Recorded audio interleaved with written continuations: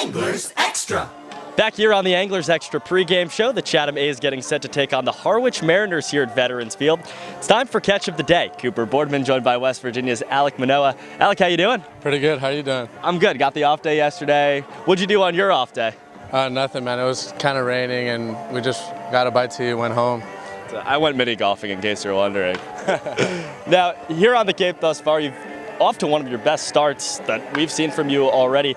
Your first 4 games, you've been absolutely outstanding, including a 4 no-hit innings worked against Katuitt on Sunday. What's working for you so far?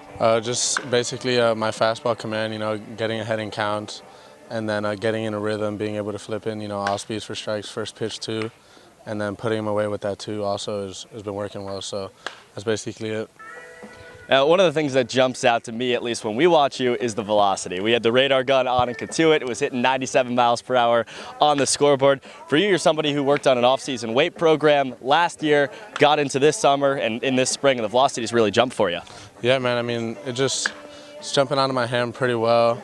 I mean, my mechanics have gotten a lot more consistent, and I'm just continuing to grow, and my arm strength and stuff like that, and my long toss program. So it's good to see the velocity up there, but still got to be able to throw strikes and command it.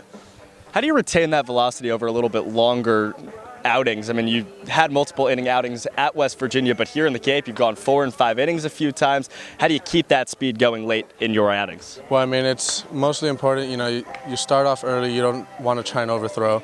You just want to try and get in a groove and start throwing strikes. And then once that happens, your body just gets into like a cruise control where it's just muscle memory and you're just consistently just throwing, and then that's where you're at your loosest, you're feeling your best, and you're throwing your hardest, quite frankly. So that's why my velo's been up even higher later in the games.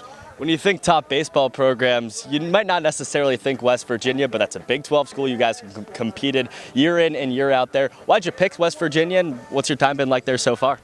I mean, I really fell in love with like the culture of the program and the people that are there. I mean, they're really nice, and they just really welcome you, and it felt like home, when I was on my visit there, and the coaches really made it seem like a really fun experience for me when I would get there, and everything's been, a dream come true so far.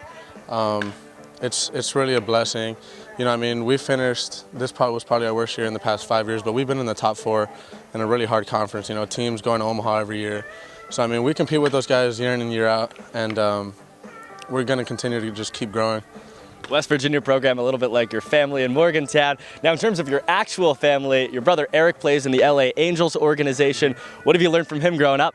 Oh, man, I've learned everything from him, Growing up, we've always been competitive, and we always knock heads, but I mean, I always listen to what he says, because I mean, the experience that he brings to the table, being 2-3 years older than me, and it's amazing, man. Every time I have a good outing, we'll talk, and every time I have a bad outing, we really need to talk, because I kind of need to fix things.